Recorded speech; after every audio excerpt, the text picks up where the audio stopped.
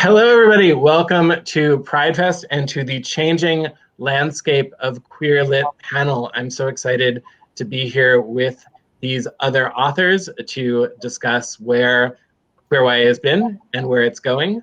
My name is David Levithan. I started writing queer YA with Boy Meets Boy in the distant era of 2003. And my most recent, or my forthcoming queer YA book, is a book I wrote with Jennifer Niven called Take Me With You When You Go, that is out on August 31st. So as with all queer panels, I want to acknowledge that although we are 6 people from all sorts of angles of queerness, obviously we cannot be representative of all queerness, and we are going to do our best to represent ourselves. But of course, anything that we say about queer identity and queer YA lit, if you had 6 different authors on the panel, you'd probably get 6 different answers. All right, so first I'm going to ask the panelists to please introduce yourselves. We'll go in alphabetical order, so starting with Ryan. Hi everyone, I'm Ryan Douglas. I am the author of The Taking of Jake Livingston, which is out July 13th. It is my debut novel, so I think I'm the noob of the group. Yeah, it's a horror novel about a kid who gets haunted by the ghost of a school shooter, and this ghost starts to essentially ruin his life and unravel his life when Jake meets a boy that he likes for the first time and starts to fall for him. So it's about Jake's journey to defeat this evil spirit and hopefully go on a date with a boy he likes. That's the fast pitch. So yeah. Awesome. All right, Malinda. Hi everyone, I'm Malindo Lo. I am the author of several YA novels. My first novel, Ash, came out in 2009, so I've been around for a little while. And Ash was a lesbian retelling of Cinderella. Since then, I've written a bunch of books. My most recent book is called Last Night at the Telegraph Club. Here it is. It is out now. It is about a queer Chinese-American girl named Lily Hu. She lives in San Francisco's Chinatown in the 1950s, and she really wants to be a rocket scientist. And she's also starting to realize that she might be a lesbian. So she and her friend Kath start going to the Telegraph Club, which is a lesbian bar a couple blocks away from Chinatown. And the experiences have a really deep impact on her and her life. The book is a love story, and I just really enjoyed writing it, and I'm so happy that it's available now. Awesome. It's so good as well. I will just editorialize. All right, Kelly. Hi, I am Kelly Quindlen. I'm the author of 3 sapphic novels. The first one I self-published in 2014. So it was like the year before We Need Diverse Books started, which was like a really interesting time to come onto the scene. And then last year at the start of the pandemic, I put out Late to the Party.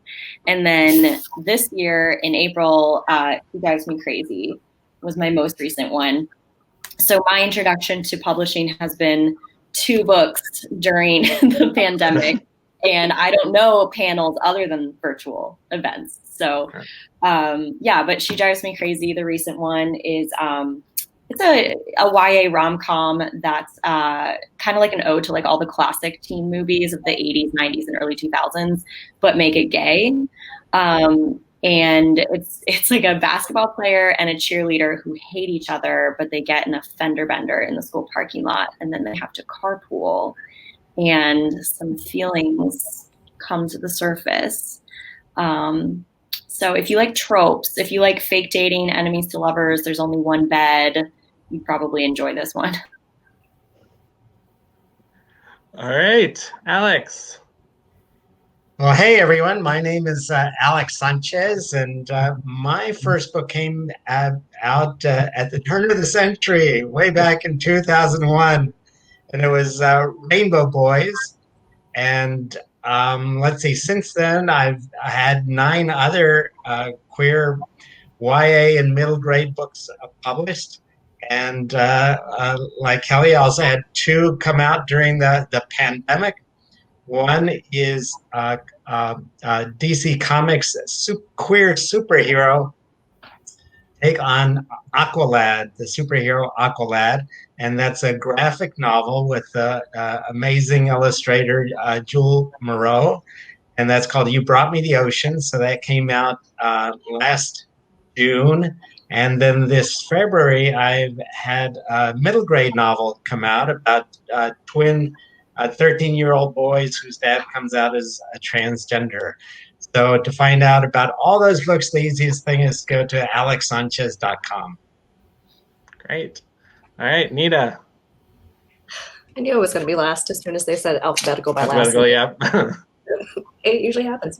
All right. I'm Nita Tyndall. I'm the author of Who I Was With Her, which came out last September. Oh my God, it was last September, geez. And that was my debut. And it was about a bisexual cross-country runner named Corinne, whose secret girlfriend dies. And she has to figure out how to get through that grief alone since nobody knew that they were dating. Yeah. Oh, wait, I have a second book coming out. You do? I do. Yeah, actually next fall 22, and it's a historical, and it's still very queer. So. Awesome. Well, I'm so excited to talk with you all. I'm doing double duty as being panelist and moderator. Just why not, right?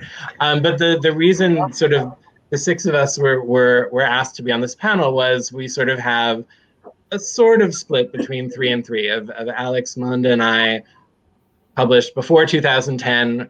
We're here on the relatively early days of queer YA, or at least this explosion of queer YA. And then Kelly, Ryan, and Nita are more recent authors who've experienced it sort of after that first burst.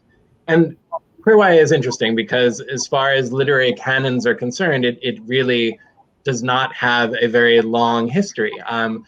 The novel by John Donovan, I'll Get There, It Better Be Worth the Trip, was published in 1969, same year as Stonewall, now 52 years ago, and is generally considered the first queer YA novel.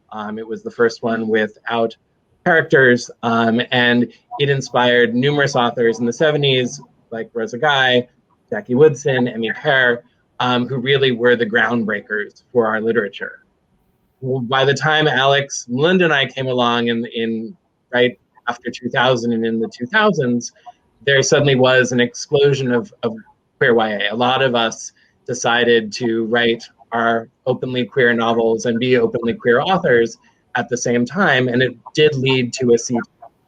And that sea change is still the tide that we see today as YA, and especially queer YA, diversifies and intersectionalizes and tells many different stories over many different genres.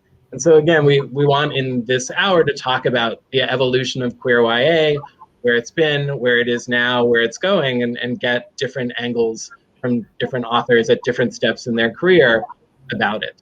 So going to start, we love being the old guard. I mean, I love, again, queer YA because we're still young and yet we can be the old guard.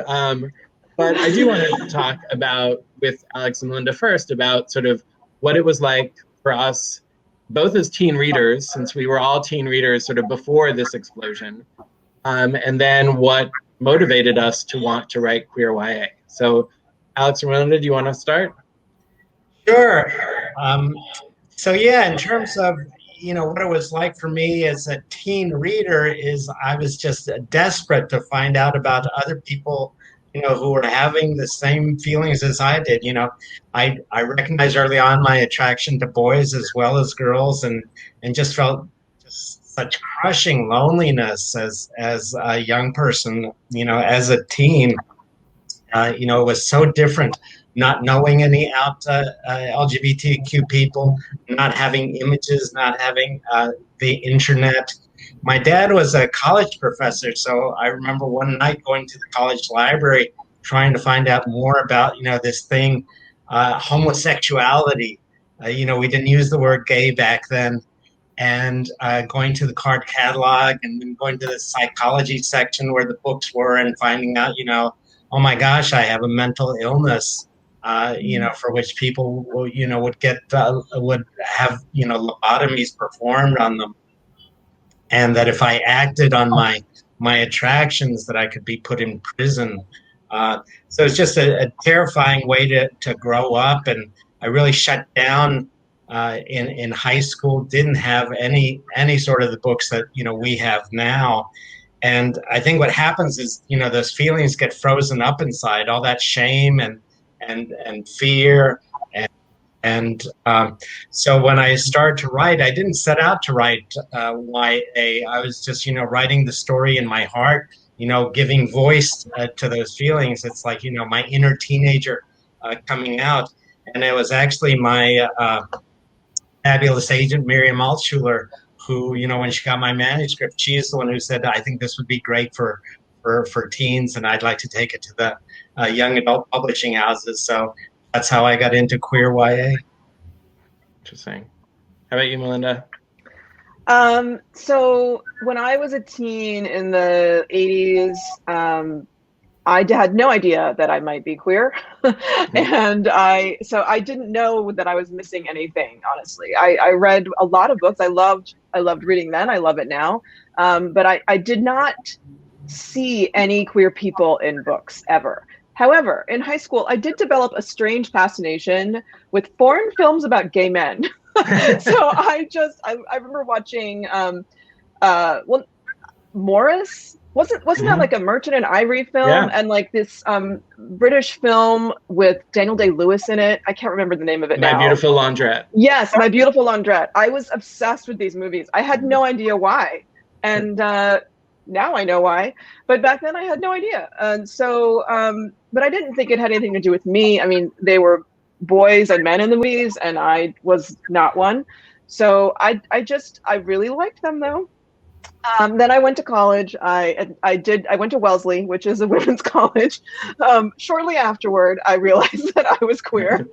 And that's when I started to have my coming out experiences, which were very long and drawn out, because even this was the 90s by then. And there was a brief period that they called lesbian chic when Katie Lang came out and like Melissa Etheridge came out. But that didn't really, I still had a lot of internalized homophobia in me to deal with. So it was years, I had a lot of therapy, and eventually I did come out. And I remember the first book that I read that had lesbians in it. It just shocked me because it was so like overt and it was great. And it was Tipping the Velvet by Sarah Waters. That was like getting thrown into the deep end of queer fiction. So that was really the first book that I read where I was like, oh my God, this is a possibility. You can write stories like this, but I didn't actually set out to write a lesbian or queer story when I wrote my first novel. I worked on Ash starting in like 2003. And I didn't at first write a lesbian Cinderella. It was straight in the first draft. It was not until I sent it to a friend to read and she told me, the main character really likes this other character and the other character was a woman. And then I realized I had subconsciously written a lesbian Cinderella. And so I had to revise it and turn it into one. And so that was what I did. And I actually was very worried that it would make it unpublishable at first. And I really struggled with doing that because I was afraid that it just wouldn't fly. I mean, I didn't see any books like that on the bookshelves. So I really had to take a leap of faith, and it worked out really well for me. So, and I didn't actually consciously set out to write YA. I just wrote the story that I wanted to read. And when I was finished, I realized, this is a young adult novel. And it makes sense because I was really trying to write my version of a Robin McKinley novel. And Robin McKinley is published in YA. So that's where that came from. That totally makes sense. I mean, for me, again, I was sort of oblivious in the 80s. Like, again, I had a gay uncle, I had many queer role models, but the wires did not connect. So as a reader, I wasn't looking, but then when I found, I did connect. And for me, I always tell the story, even though it mostly speaks to my rampant high school egotism, that the first gay novel that I really dove into, I picked up because the author's name was David Levithan.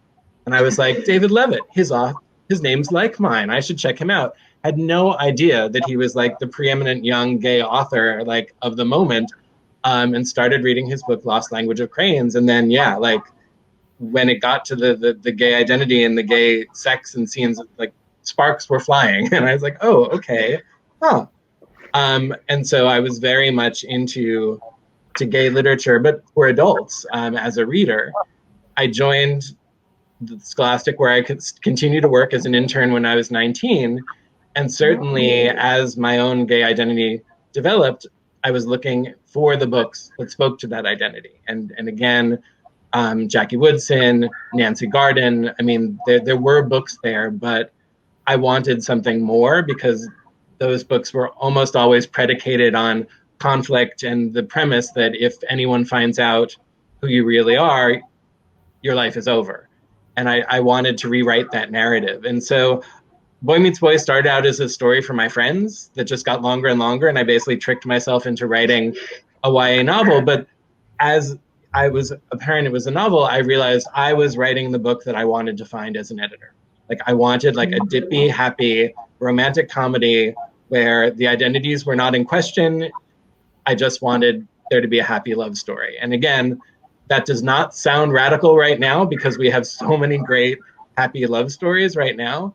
But in 2003, that was pretty revolutionary. And what I always say is I was writing the book in 2000. And what was interesting was that I was writing at the same time that Alex was finishing Rainbow Boys. I was writing when Brett Hartinger was writing Geography Club. Sarah Ryan was writing Empress of the World. Like I think there were a lot of us in our own rooms wanting to change that narrative and to put things out into the world. And then we did. And it was pretty powerful to be able to do that. But I very consciously was writing a YA novel because I wanted to change what YA novels did. And then I want to talk again with you, Alex and Malinda, about sort of what was it like when your books first came out? What was the reaction? What were the forces against you? I always tell the anecdote that I talked to Brett Hartinger about 6 months before Boy Meets Boy came out, and he jokingly said, like, welcome to like the out queer YA club. There are now 6 of us, Alex being one of the other 6. But that's how it felt at first, that we were a very small group, and there were certainly people writing queer YA who did not identify as queer, or there were people who wrote queer YA who were afraid of being out as an author because they were afraid of what that would do for their careers. So I'd love to talk sort of when you stepped into the role of author, when you knew that you were sort of taking your queer stories out into the world, what was that like, and what was the response? So yeah, it was really scary because, you know, I shared before about my growing up. So it's like all that shame and fear came up again about how other people would react. And like you know, Rainbow Boys was not quite the rom-com that right. You know, Boy Meets Boy was, but it was very clear in my mind when I was writing that you know, in the few teen appearances, you know, in YA books of gay characters, they seem to always have to, you know, commit suicide or die tragically. So in my book, it was like there would be an upbeat ending. No one was going to die in the book. And so a lot of publishers, it's like they didn't know what to do with my manuscript because it was, you know, presenting gay and lesbian teens in a positive light. And Simon & Schuster, they were really excited about the manuscript because it showed, you know, LGBTQ teens connecting with each other, that they weren't these you know, tragic loners. And so they were excited about that, but they were concerned, is there going to be a market for this?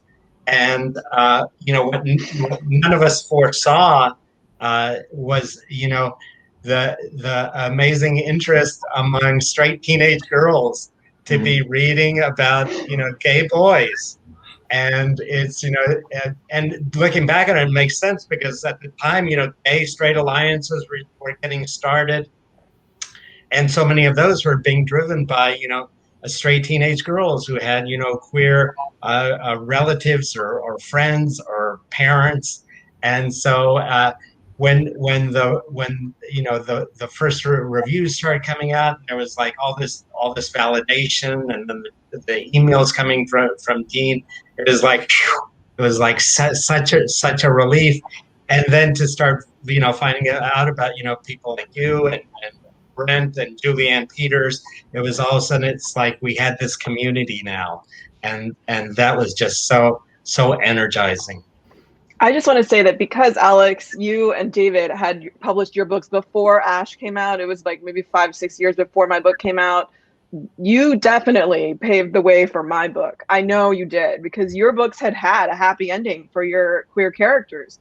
So when Ash went on submission in like 2008, 2007, what is time? I don't know. Right. People were ready for that, and so many publishers were ready for a happy ending for a lesbian YA book, which I don't know that they would have been if your books hadn't come first, because my book was somewhat unique in that it was not a contemporary. It's a fairy tale retelling. It's a fantasy novel. And there were basically no other fantasy novels with queer characters in them at the time. And I think that was interesting because it made it stand out, which can be a good thing in a crowded market. And that was at the time when Twilight was so huge. And my book came out from Little Brown, which had published Twilight.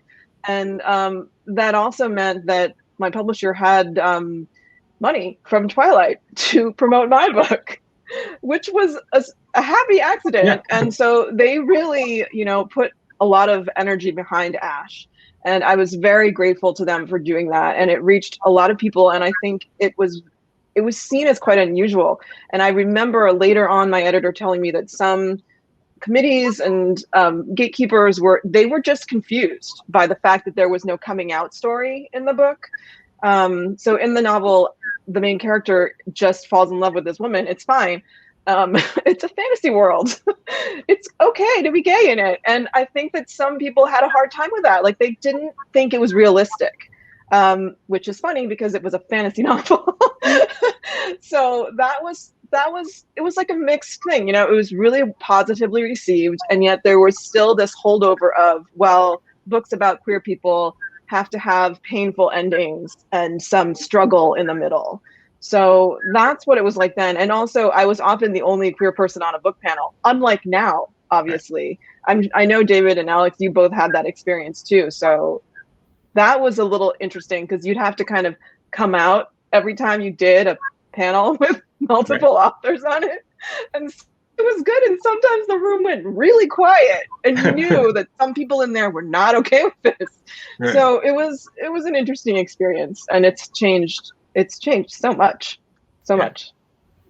Yeah, I will admit that I did not fully understand the implications of when I titled Boy Meets Boy, Boy Meets Boy. I mean, I knew I wanted an out title, but it was like, that was the steamroller ahead of me. It's like, well, you must know that I'm a gay author because I wrote Boy Meets Boy. And it was fascinating because Boy Meets Boy, I do think, was targeted more because of the title. You didn't have to read it to know it was queer.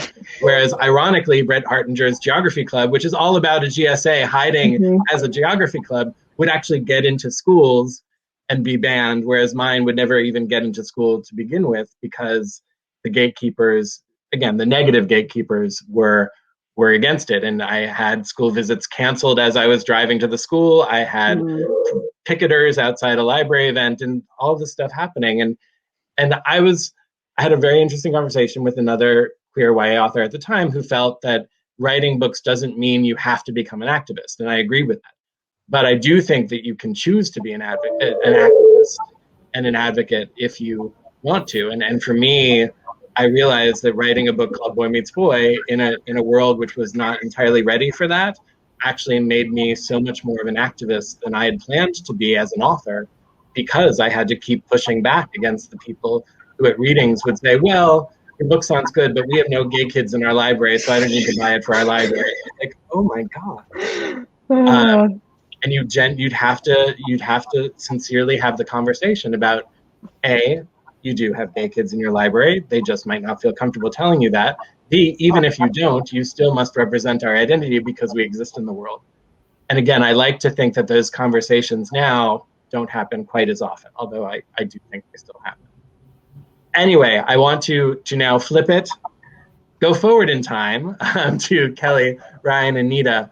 And I would love to ask you about sort of, again, you all sort of grew up as authors and as people, sort of after this burst. So were you aware of queer YA when you were yourself a teen? Did it speak to you? And then what did motivate you to become a queer YA author or an author of queer YA fiction? Any of you can start. Or none of you can start.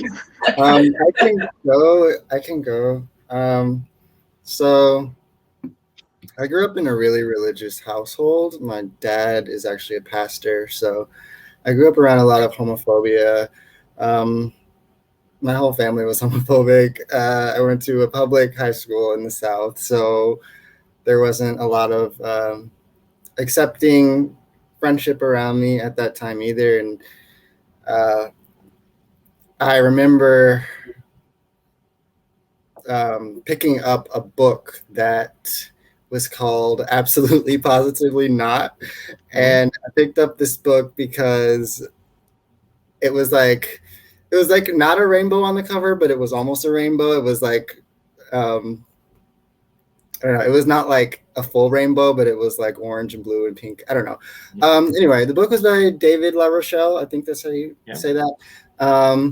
And I read this book, and it was the first time that I really felt like I was being spoken to as a queer person, because it wasn't like, it was really funny, actually. It was just like a funny book, and I really enjoyed the book. And in the flap of it, it was like, I don't know if you guys have seen this cover, but there's like a front cover, and it's like a picture of the boy's face, but it's in a circle. And then if you open it, it's like his teacher, who he has a crush on, is like a superhero, and he's carrying him. And the way that it was done was such that you couldn't really tell that it was a queer book unless you opened it and you saw that. And that was really important to me, because if I would have had that openly, I don't know what would have happened. So I remember reading that book and realizing that there were queer books. I don't think I knew. I don't know. It's like, I just like, obviously there were queer books, but I never thought that I could be someone who read them. I never thought that, because I knew how unsafe it was to read them and to have them around. So that was the first time I really saw a book that was speaking to me in a way, and it opened up my eyes to the fact that these books really existed.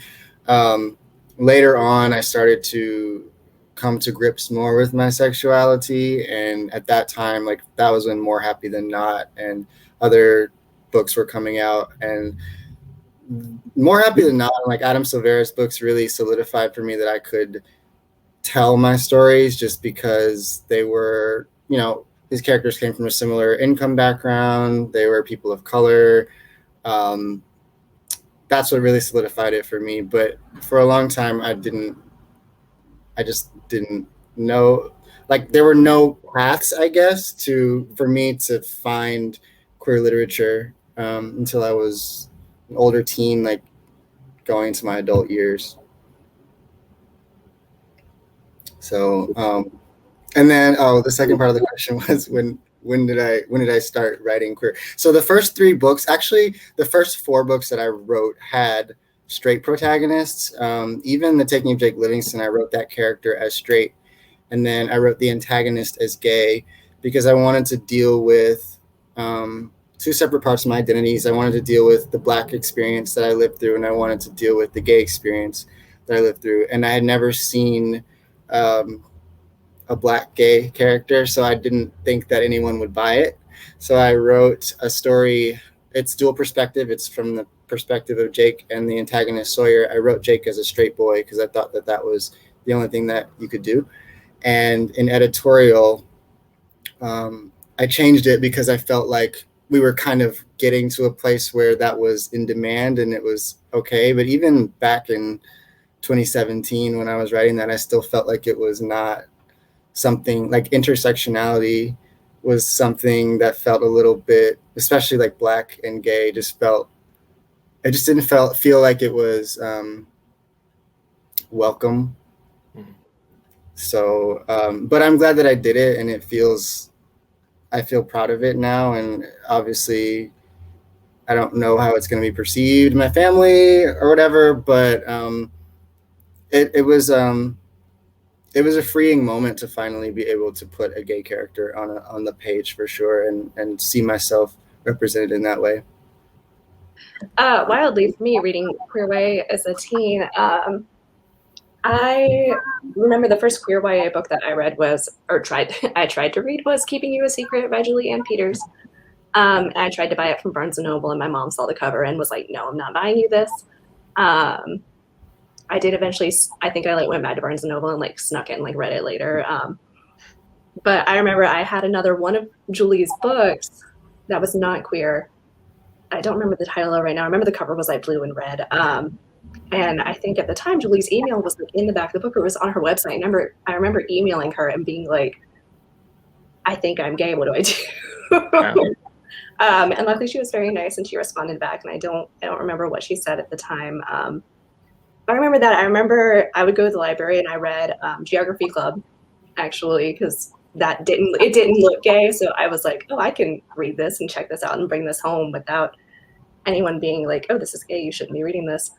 And then for me, like, I just remember at that time when I was in like middle and high school, which was when I was in middle school was like, 07, 08, and y'all's books were on the shelves, like David and Alex. And I especially remember seeing like Two Boys Kissing, and your books just like on the shelves at Barnes & Noble and being like, ooh, gay books, like interesting. I don't know why I'm interested in those, but ooh, interesting. And then actually in 2009, when I was in high school, Malinda, your book came out, I actually got it on my e-reader and read it and was like, oh, I get it now, because I kind of figured out that I was queer at that point.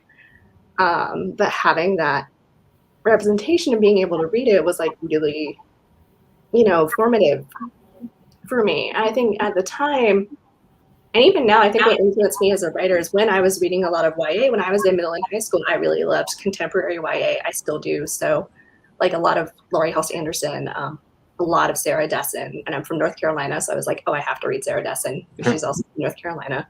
And so when I actually started writing YA, I really wanted to write contemporary stories, and I really wanted to write the kind of things that I had really loved reading as a middle schooler and as a high schooler.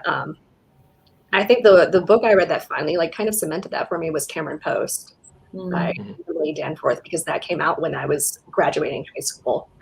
And for me reading that, I was like, oh, this is what I want to write. And it was one of the few other books that I had read that was, you could tell the author was queer as well, because I had read books about queer people that were by straight authors before, and they were all like very angsty coming out stories where either coming out ended in like tragedy or just like it did not go well. And that was the first book I read where like it does not go well for Cameron Post. Coming out does not go well, but you could still tell that it had been written with that nuance and that personal experience that I didn't get from reading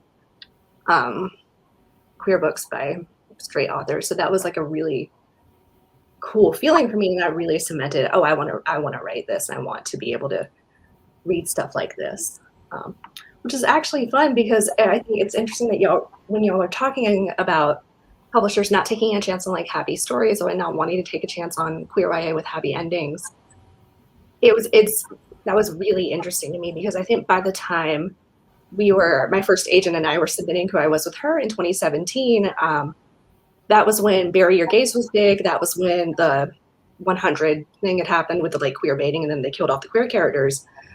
And we had several editors and several publishers be like, we don't want your book because the main character's girlfriend is dead, and we don't want more dead lesbians right now. So, and I actually had one editor who was like, oh, can you change it so they've broken up instead of her dying? It's a small cosmetic change. This is small. I was like, it's not an entirely different book. If you do that, no worries. And so we kind of pulled it, and I ended up switching agents. And then when we went back out with it in 2018, 2019, like it got interesting, got sold. But it was interesting to me how even in those like 2 years between going back out on sub with it, kind of how the attitudes and how the landscape had changed from like, oh, we don't want any tragic queer stories. We don't want any sad queerness to, oh, hey, yeah, we will buy this, and you can stay dead the whole time. It doesn't have to be a breakup story. So. Hey, Kelly, how about you?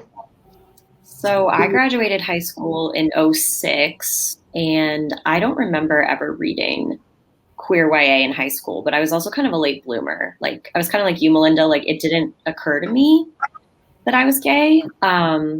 And then I went off to college and kind of started to figure it out. And then I really didn't actually start reading queer YA until I was in my early 20s, after I had graduated college. And the first one I read was Annie on My Mind, Nancy Garden, which is from the 80s. And I loved it. And then I started bopping around, downloaded Ash on my Kindle, and got some of the other books around. This was probably around 2012. And I grew up Catholic, Irish Catholic, both sides of the family, went to Catholic school my whole life. So I also had a lot of like internalized homophobia and kind of like Ryan was saying, like religious-based internalized homophobia and shame. So I was specifically looking for something that was queer YA, lesbian YA, that really engaged with that question of religion and how to not only negotiate, but like reconcile. And I just couldn't find one that really satisfied like the need I had to see those two things confront each other. And, you know, the Toni Morrison quote, if there's a book you want to read and it doesn't exist, you need to write it. So that's what I did. In 2012, I started writing a book about two Catholic schoolgirls who fall in love. And it's very angsty. Like, this is the one that people tweet at me and they're like, you're paying for my therapy. But like, you know, it's a very nuanced kind of internalized homophobia book. And it does have a happy ending because, you know, the whole bury your gays thing and like, you know, women never end up together in the movies or whatever, like somebody dies or somebody ends up marrying a man or whatever. So I always knew that one was going to have a happy ending. So I put that out in 2014. And then over the next few years, it was almost like my interest in writing actually kind of mirrored what happened with queer YA altogether. It was like I did my like angsty coming out book first. And then when I did Late to the Party and She Drives Me Crazy, it was much more about like just teenagers doing teen things. And like incidentally, they were gay or queer, you know? So She Drives Me Crazy is like a super happy, campy, fun rom-com, like total opposite of Her Name in the Sky, which was my first one. And so it's been a really interesting evolution for me the last 7 years. Almost, it feels like a microcosm of what's happened in like queer YA altogether the last few decades. Did I answer all parts of the question? You did? I can't remember. Okay. Yeah, this is fascinating. I'm going to jump now because I'm mindful of the time. I'd asked ahead of time for the authors sort of to come up with questions for the young guard, for the old guard for the young guard. Old guard and young guard are the totally wrong terms, but we're just going to run with them here. So let's start. Alex or Malinda, do you have the questions that you want to ask to Nita, Ryan, and Kelly? Malinda? Yeah, sure, Malinda. Yes. I have a question. I wanted to know what has it been like to have your debut come out or your most recent book come out at a time when there is so much queer YA being published? Like, do you feel supported? Do you feel like there's a community, or do you feel like, oh my God, how can I stand out in this giant sea of queer books? That's what I want to know. It's funny because it is kind of that mixed bag, you know, like there's the David and Goliath. There's something about being David that kind of makes you get your back up. And, you know, when you know you're outnumbered, you want to fight more. And then all of a sudden when you're not, we are still David, but there's like a lot more of us, you know, and it is kind of like, oh, okay, this is awesome. And it's also overwhelming, not only as a writer, but as a reader. Like I can't keep up with all the books that I want to be reading. But it's like, it's so positive. It's so great. I mean, just the friends we can make now, and like my contemporaries, there's so many of us who are writing things, and we're writing such varied things. And I think that that's really cool and really encouraging.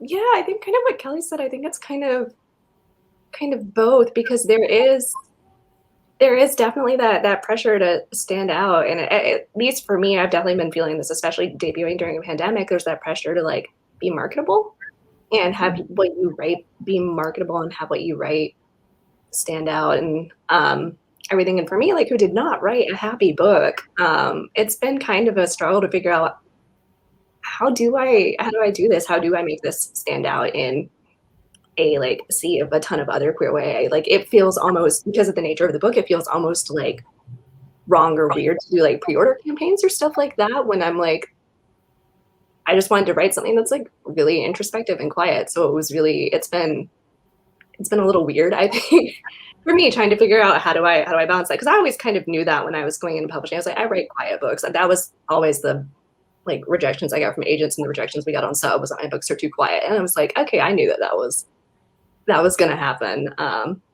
But yeah, like Kelly said, I think still having the community has been really great. I think having just other queer authors that I can talk to about it and be like, oh, this happened, or like still kind of having not even like group chats, but having people who are also authors and who are also queer, who have that understanding of what it's like to be an author telling queer stories and a queer author, in a way that like talking to straight authors don't necessarily like get the kind of same thing. So the community has been really good, I think. But also, yeah, like Kelly said, I can't keep up. I can't keep up with what's coming out anymore, especially in June. Like, there's just so much there, which is, great. Like, it's a great problem to have. I think, like David said earlier, like, there's so much good stuff coming out that I want to be able to read and keep up with and stay on top of. Because I feel like when I was first entering like the YA community in like 2014, 2015, it was a lot easier to be able to keep up with not only book releases in general, but especially queer releases. And now it's like I can barely keep up with queer releases, let alone like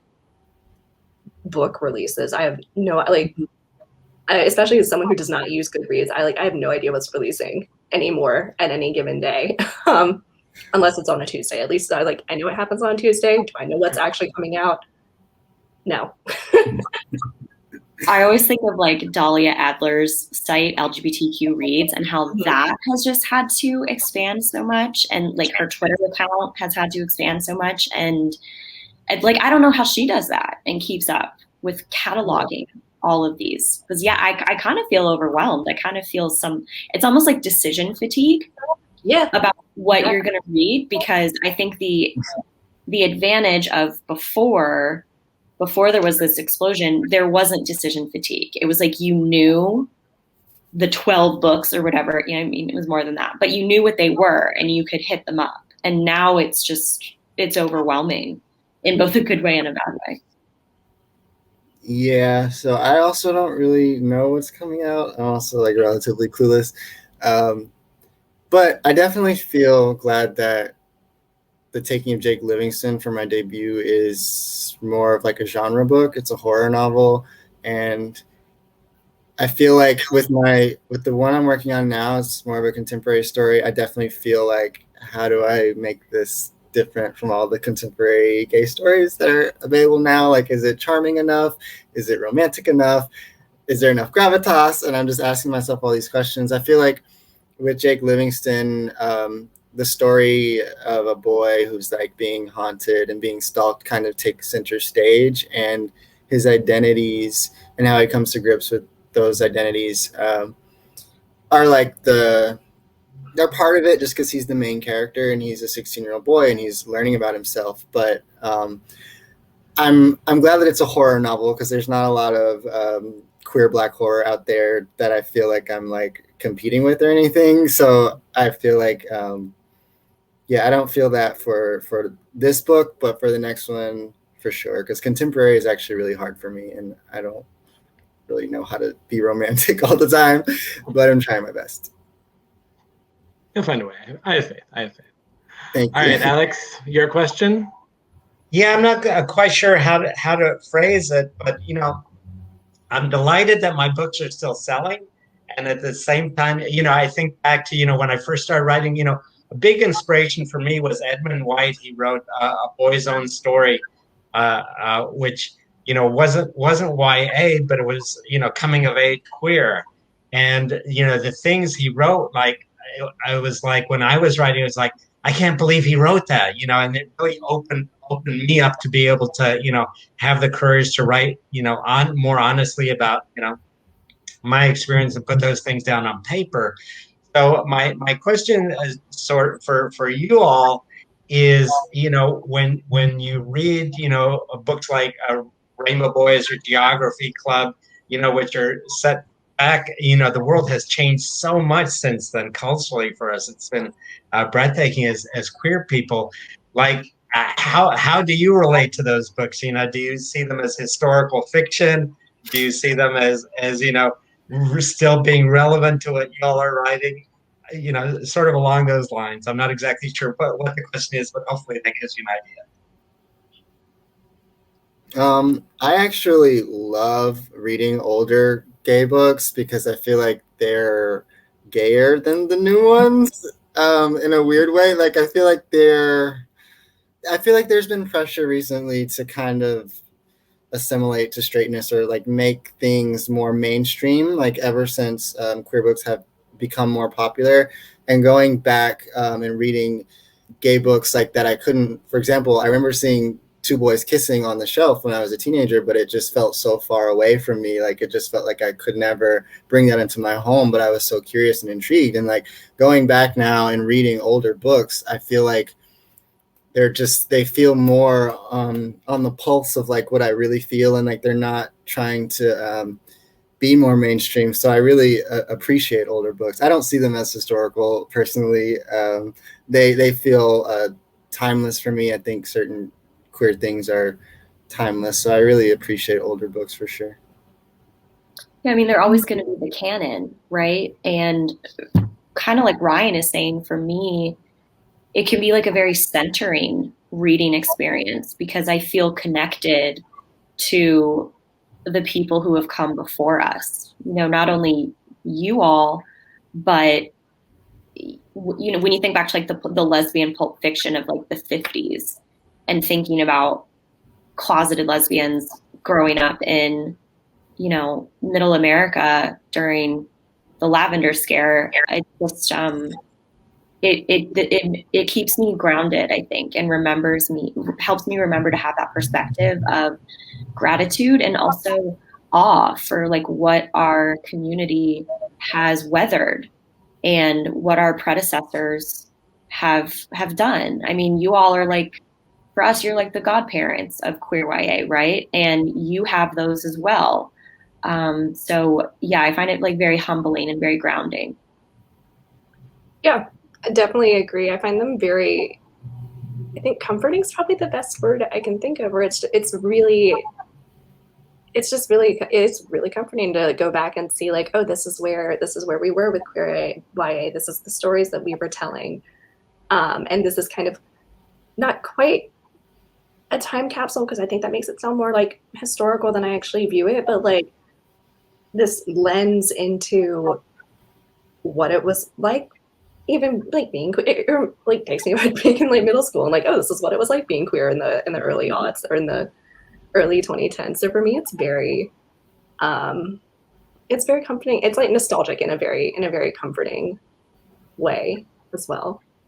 Okay. All right, now it is time. Either Ryan or Kelly, if you have questions for me, Malinda, and Alex, whoever wants to go first. Ryan, do you have any burning questions? Yeah, mine is like really discombobulated, so I don't know. Okay, Oh, go ahead. Okay.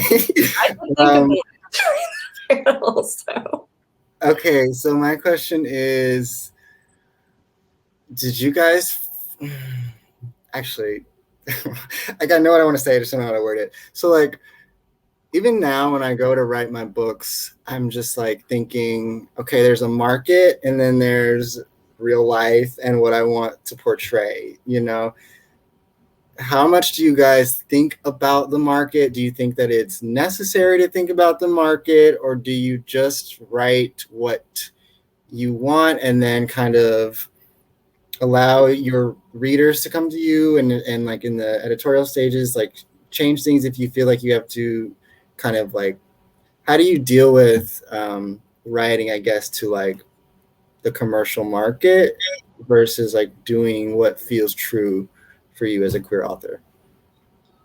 Sure, I'll go ahead. You know, when I wrote Rainbow Boys, I honestly didn't envision it getting published. It's like, you know, I had this little glimmer of hope that, well, maybe someday something I write can get published, but no one's ever going to publish this. And because of that, it sort of gave me a freedom to write whatever I wanted because I didn't think it would be published. So what the hell, you know, just put down whatever I want. And I wish I could go back there, because now when I write, there's always that voice, you know, knowing what I know now about the market, you know, and the audience. It's like, well, this will work, that won't work, and it really interferes with my creativity. And you know, I try to not think about market, but it's like it gets in there.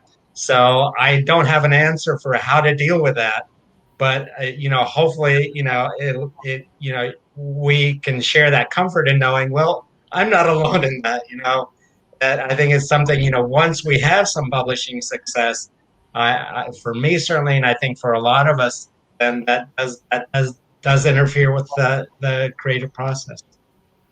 Yeah, I'm aware of the market too. I feel like I've become increasingly aware of it with every single book I write. I'm like more and more aware of the market. And at the same time, with every single book I write, I am more aware of how important it is for me to follow the story that I am telling, like to really sink into the story that I want to tell, the characters, who they are, and what they would do, regardless of the market. And I think that so you have these two tracks going, and they kind of cross sometimes, and they split sometimes. And I always try to make the story primary. I always try to let the story direct my creative decision. It's very easy to get sucked into fears of the market and what people will think about it, because it's quite clear, it seems, what the market wants. Like, it seems that it's clear, but it is not clear. I'll tell you, it is not clear, because with I can tell you, for example, with my most recent book, Last Night at the Telegraph Club, if you think about it, a book about Chinese American lesbians in the 1950s, this does not scream massive commercial appeal. Okay, it just doesn't. It doesn't. But this has been, I think, my most positively received book. It has been doing really, really well in ways that I literally would never expected. It would never occur to me that this could happen. And that was the same with Ash. You know, I thought that no one would want to read a lesbian Cinderella. That's just bizarre. Right. I was totally wrong. So the thing is, the idea of the market that is constricting your creative process is a lie. It's not real. You actually have no idea what the market is, even though it feels like you do. So I think that the struggle is to just always hone in on the story that you're telling and let that be the focus. That is always the right choice. Always to focus on the story. Yeah, I mean, I fully agree. And I don't honestly think of the market at all, because partially it is, as I said, being luckily that when I started out, I knew that I was not following the norms. And so I'm like, well, why should I start now? It's done me well so far. But I think on just a more general level, and again, I do think this speaks specifically to queer writers, any voice in your head that's telling you not to write something or what not to write is not the voice you should be listening to. The voice that says, no, you shouldn't put a queer story out there is the same voice that is saying that might not be marketable. It may take on different tones, but it's the same voice, and you should not listen to it in either case. And again, to Malinda's point, partially because the market is this amorphous thing, and the thing in YA that hits the most is when you're emotionally truthful and you tell a story that the readers take to heart. And you're not going to do that by trying to use a formula or trying to create it for them. You're going to do it by giving something of yourself in the book and them receiving that and connecting through that. And so that is, I give all of the authors I had that advice, I give you the advice. I just think you have to, as Malinda said, just stick with the story and let that guide you, and turn off all those other voices in your head, because they can get really loud and they can fill you with doubt, but they're never the right voice. The voice saying, keep going, speak or write down what's in your heart, that's the voice to listen. All right, Nita or Kelly, your questions. So my question was, if you could go back like 15, 20 years ago to your younger self that was in the middle of writing these books and publishing these books, and if you told your younger self, hey, June of 2021, you're going to be on this panel where you're going to be talking about yada, yada, yada, would you believe it? Would you believe your older self who's telling you that that's what your future holds? I would have believed it. Because I was very, now if you tell me that in 20 years from now I would be doing the same thing, no. Today I would not believe it. But back then I would have believed it because I didn't know anything. So I was like, of course, it's great. I think for me, I think I would, because there were people like Nancy Garden or Jacqueline Woodson, who isn't really that much older than I am, but who were paving that path, and like, I would feel that, yes, I'm still going to be on that path, and hopefully there will be other people following me on that path. So it would not have surprised me once I became an author, but if you had told my teenage self or my new to New York self, you will be not just a YA writer, but you will be a queer YA writer, and that your writing will be known specifically for its queerness, I would have been like, no, I'm not gay enough. That I can't be the standard bearer. Why would anybody give me the rainbow flag to wave? Like, I would not have felt worthy of that because of my experience as a person. But again, growing older, I realized that's bullshit. None of us should be none of us should claim that we are the flag wavers for all of Pride or all of queerness or queer YA. But it's a parade. It's you're alongside many other people waving the flag. And I love that about it. So that I would, again, it would have taken some getting used to for younger David, but once I became author David, it does not surprise me. And honestly, it does not surprise me to be on this panel with Alex and with Malinda. Like, I think that again, all of us who got in it, we got in it for the long haul. Yeah, for me, there's always been this split between, a strong determination and a strong ego that was said, of course I'm going to be on this panel, and all this other stuff is going to happen. It's going to be amazing. And then the other very scared, part of me that's like, no, that's never going to happen. And just, that more shut down part of myself. So it's like I've always got the doubt, the self-doubt going on, and then also the determination going on to push through it. So yes and no. All right, Nita, last question. All right. So for the three of y'all have really built careers in YA and built careers in writing queer YA. And I feel like a lot of the recent landscape in publishing in general focuses very much on your debut. And then that's kind of it a little bit. There's a lot of pressure to succeed right out of the gate as a debut. And if your debut doesn't do well, then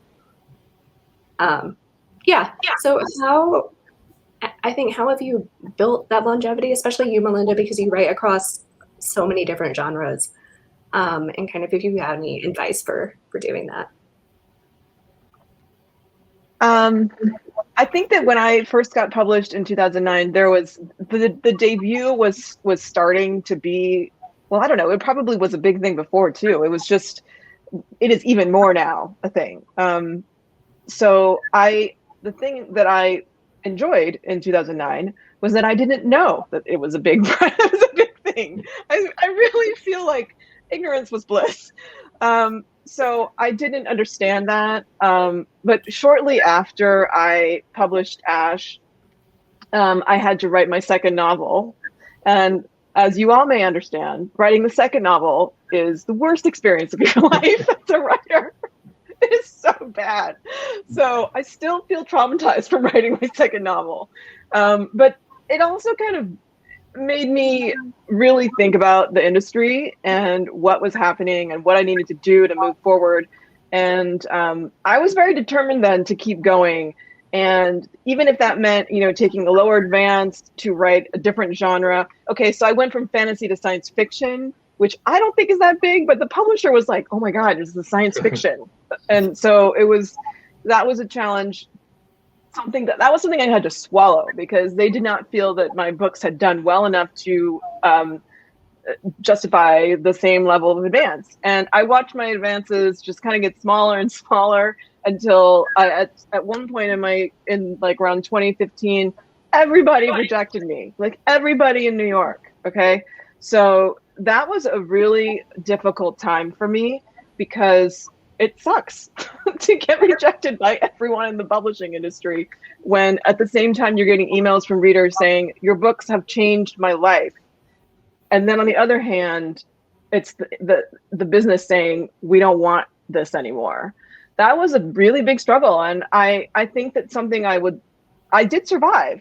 I found another editor, and I changed everything. I changed publishing house, editor, and agent. And that was a very difficult time for me. And I'm happy now that I've come out of that stronger than before. But I think that something I will tell every young author is that this is a difficult business to be in. Writing books is wonderful. The publishing industry is hard. And it's really hard to endure in it. And I think that a way to get through it is to have a good support system with, family and friends who don't know anything about publishing, because they don't care and they don't know. And it's great to step back from the industry, which is so intense, especially on social media, and take a break and reconnect with real life. And people who don't care what is happening in the publishing industry, because there's more to life than the publishing industry. And what I learned also is the most important thing is the writing. Whatever happens with the stuff once you write it, a lot of that is out of your hands. So enjoy the writing and put yourself into that. And that's what has kept me moving forward. And I'm even more committed to writing now than I was before.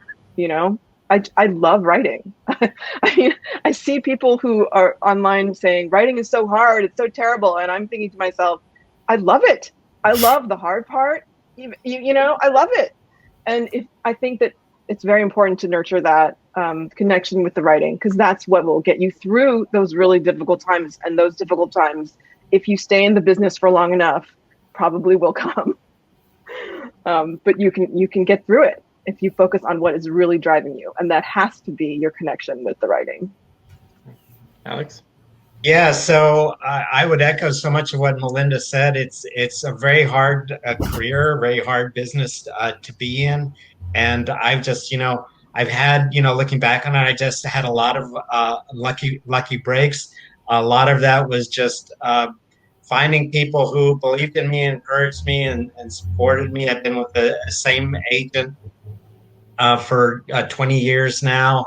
I had an editor who really believed in me, David Levithan, who kept offering contracts, believed in my book, believed in my work. And, friends who believed in me and encouraged me along the way. So it's wherever, I think for me it's been wherever I was able to find those people who supported me, encouraged me. At the same time, have, a really modest life. One of the best pieces of advice I got was, keep your overhead low, just in order to be able to sustain, the writing and have that time. I was fortunate. I had, cushy jobs along the way where I could, have the energy to keep writing. As Malinda said, it's just so important to, keep giving myself the time and energy and support and encouragement to keep doing, this thing that I love, which which gives me joy. And when it stopped, there have been times when it stops giving me joy because it can just be so frustrating, Yeah, be committed to the story, but sometimes the story is just not working and the characters aren't working. Then to be able to step back and come back, to it when, if it's not giving me joy, then why am I doing it? So switching stories, something else. If a story isn't working, try something different. So yeah, as I think probably the most important thing, and it was one of my instructors, Alan Gorganis, who told me, surround yourself with people who are going to give you energy, who are going to believe in you, because that's just so important. That's such a lonely profession, just us and the keyboard or blank page or whatever, to have that support. Yeah, and the goal is always to play the long game, that you want to write many, many books over time. It's not about, nothing hinges on one book ever. Everybody will make you think that, but it's just not true. I mean, if a book doesn't succeed, that just means that you'll never be able to write that specific book again and publish it.